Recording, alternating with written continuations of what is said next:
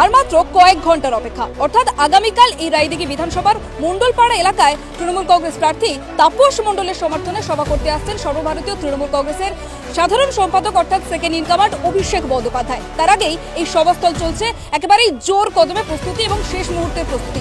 যদিও এখনো সভাস্থল ঠিকঠাকভাবে তৈরি হয়নি, তো একবার দেখানোর চেষ্টা করব এই যে মঞ্চ, সেই মঞ্চ তৈরির কাজ কিন্তু হচ্ছে এবং বিভিন্ন যারা আছে কর্মচারীরা তারা কিন্তু খুব দ্রুত গতিতে কাজ করার চেষ্টা করছে। তার কারণ রাত পোহালেই অভিষেক বন্দ্যোপাধ্যায়ের যে জনসভা, সেই জনসভা এবং ওই মোড়ে কিন্তু অভিষেক বন্দ্যোপাধ্যায় তিনি কিন্তু জনসাধারণের উদ্দেশ্যে বার্তা দেবেন এবং কর্মী সমর্থকদের উদ্দেশ্যে বার্তা দেবেন। একটু দেখানোর চেষ্টা করবো, এখানে কিন্তু চেয়ার রয়েছে এখনো, যদিও সেই চেয়ারগুলো তাদের আসনে পাতা হয়নি এবং যে চেয়ার আমরা যেটা জানতে পারছি এখানে কিন্তু প্রায় 80 থেকে 70 হাজার চেয়ার রয়েছেন এবং যা দেখে আমরা মোটামুটি একটা স্পষ্ট ধারণা করতে পারছি যে প্রায় যে বড় অঙ্কের একটা জনসমাবেশ হতে পারে এমনটাই কিন্তু আশা করছেন আয়োজকরা।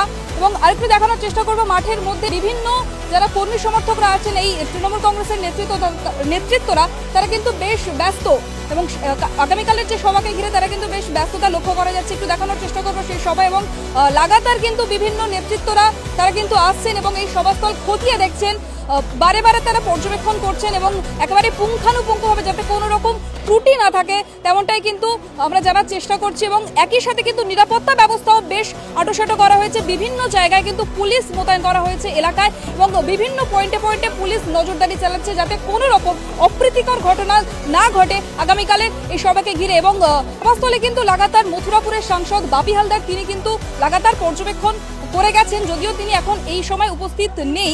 এবং এই যে সভাস্থল এখানে কিন্তু বর্তমান রায়দিঘির যিনি এমএলএ রয়েছেন অলোক জলদাতা ইতিমধ্যে এখানে এসে উপস্থিত হয়েছেন এবং তিনি কিন্তু সেই সভাস্থল একেবারেই পরিদর্শন করছেন এমনটা আমরা জানতে পারছি। কিন্তু পৌঁছে গেছি বিধায়কের কাছে, আমরা জানবো এই যে আগামীকালের এই সভাকে ঘিরে কতটা প্রত্যাশা রাখছে।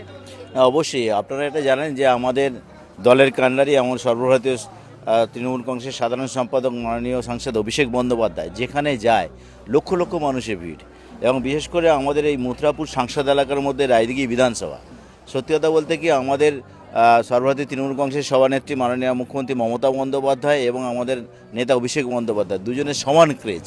এর আগে আমরা বারে বারে দেখেছি যে আমাদের মাননীয় মুখ্যমন্ত্রী বিধানসভা বা লোকসভার আগে এখানে মিটিং করেন। এবারে কিন্তু আমাদের নেতা আমাদের মাননীয় সাংসদ অভিষেক বন্দ্যোপাধ্যায় তিনি আমাদের বর্তমানে যিনি আমাদের যে ক্যান্ডিডেট হয়েছেন তাপস মণ্ডল মাননীয় শিক্ষক মহাশয় এবং প্রখ্যাত নাট্যকার, তার সমর্থনে কালকে যে জনসভা করবেন আপনি দেখতে পাচ্ছেন এই মুহূর্তে প্রায় শয়ে শয়ে আমাদের যারা তৃণমূল কংগ্রেসের কর্মীরা সমর্থকরা তারা আছেন। এবং কালকের আপনি দেখবেন লক্ষাধিক মানুষের শুধু খালি রায়দিঘি বিধানসভার শুধু রায়দিঘি মথুরাপুর 1 নম্বর ব্লকের 6টা অঞ্চল, মথুরাপুর 2 নম্বর ব্লকের 11টা অঞ্চল, এই 17টা অঞ্চলে অন্তত লক্ষাধিক মানুষের ভিড় আপনারা শুধুখালি দেখতে পাবেন।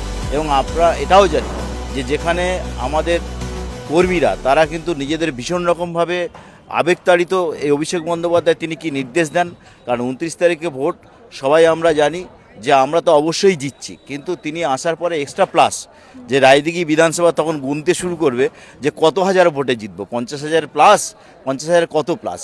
তার জন্যই অবশ্যই এই মিটিংটা আমাদের কাছে ভীষণ রকমভাবে একটা কি বলবো আমাদের তৃণমূল কংগ্রেসের কর্মী যারা আছি আমাদের সবার কাছে এটা একটা আশার বাণী, এটা একটা আলাদা উৎসাহ ব্যঞ্জক একটা অনুষ্ঠান। এটা নিয়ে আমরা সবাই কিন্তু আলাদা রকমভাবে উত্তেজিত আছি। ধন্যবাদ। আচ্ছা, এই যে অভিষেক বন্দ্যোপাধ্যায় আগামীকাল সভা করতে আসছেন, এটা কি রায়দিঘিতেই করছেন? এটা কি টার্নিং পয়েন্ট হতে পারে রায়দিঘির জন্য? অবশ্যই এটা দেখুন আমাদের যেদিন থেকে ক্যান্ডিডেট ডিক্লেয়ার হয়েছে সেদিন থেকে দেখেছেন যে রায়দিঘি বিধানসভার প্রত্যেকটা কর্মীরা এবং রায়দিঘি বিশেষ করে বিধানসভার সংগঠনটা কিন্তু অনেক মজবুত সংগঠন। বিশেষ করে মথুরাপুর 2 নম্বর ব্লকে আপনি দেখবেন রায়দিঘি বিধানসভার যা প্রার্থী হয়েছে, এসইসিআই প্রার্থী সে মথুরাপুর 2 নম্বর ব্লকে বাড়ি, বিজেপির প্রার্থী মথুরাপুর 2 নম্বর ব্লকে বাড়ি, আপনার সিপিএমের প্রার্থী কান্তিবাবু তাঁর ছেলে মথুরাপুর 2 নম্বর ব্লকে থাকে, কংগ্রেসের প্রার্থী তিনিও মথুরাপুর 2 নম্বর ব্লকে থাকে। সুতরাং মথুরাপুর 2 নম্বর ব্লক এখানে কিন্তু একটা রাজনীতির বিভিন্ন দলের রাজনীতিক কর্মীরা বিভিন্ন দলের রাজনীতির নেতৃত্বরা থাকে, কিন্তু তবুও আমরা বরাবর তৃণমূল কংগ্রেসের কর্মীরা এখান থেকে আমরা একটা ভালো অংশে লিড পাই, কারণ এখানে তৃণমূল কংগ্রেসের কর্মীরা যারা আছে তারা ভীষণ রকমভাবে পরীক্ষিত এবং তারা মাটি আঁকড়ে পড়ে থাকে। তারা জানে বিশেষ করে এখানে বিভিন্ন শাখা সংগঠন মাদার সংগঠনের সঙ্গে সঙ্গে সবাই খুব সুন্দরভাবে তারা গ্রাসরুট লেভেলে কাজ করছে। এখানে বিরোধী দলের খুব একটা কিন্তু আমরা যা দেখতে পাচ্ছি বিরোধী দলের খুব একটা প্রভাব পড়বে না। আচ্ছা, আপনি তো এর আগে বিধায়ক ছিলেন, মানে যদিও এই বর্তমানে একটা নতুন প্রার্থী তাপস মণ্ডল শিক্ষক, তো কি মনে হয় এবারে তো আপনি দাঁড়াতে পারলেন না? না, সেটা হতেই পারে, দলের যে ডিসিশন, দেখুন দলের একজন সাধারণ কর্মী হিসাবে দলের উপরমহল থেকে যেটা সিদ্ধান্ত নেবে তারা তাদের সিদ্ধান্ত অনুযায়ী সেটাকে অবশ্যই আমি অবশ্যই সেই সঙ্গে আমাদের অ্যাকসেপ্ট করে নিয়ে আমরা সেই সঙ্গে সঙ্গে নির্দেশ মেনে তাকে জেতানোর জন্য আমরা সবাই কিন্তু মরণপ্রাণ লড়াই করছি, যাতে অনেক আমাকে যে 35,500 ভোটে এলাকার মানুষরা জিতিয়েছিলেন এবারে নির্বাচনে যাতে আরও বেশি করে ভোটে জেতানো যায়। আর তারপরে দেখুন, আমাকে দল সুযোগ দিয়েছে, পার্টির ব্লক সেক্রেটারি, ব্লক সভাপতি, জেলা পরিষদ মেম্বার, তারপরে বিধায়ক করেছে। সুতরাং দল কিন্তু চিন্তাভাবনা করবে, দল যা আগামী দিন আমাকে যেভাবে কাজে লাগবো আমি সেইভাবেই কাজে লাগবো, কোনো ব্যাপার না। সাধারণ কর্মী হয়ে থাকতে বললে সাধারণ বুথ কর্মী হয়ে থাকবো, যদি অন্যরকমভাবে দল যদি দায়িত্ব দেয় নিশ্চয়ই সেই দায়িত্ব নিশ্চয়ই আমি মাথা পেতে দেবো, সেই দায়িত্ব পালন করার চেষ্টা করব। মানে আগামীকাল যে আগামী দিনে যিনি নতুন প্রার্থী তার পাশে কি আপনাকে পাওয়া যাবে? আপনি কি এখন পাচ্ছেন না আমাকে?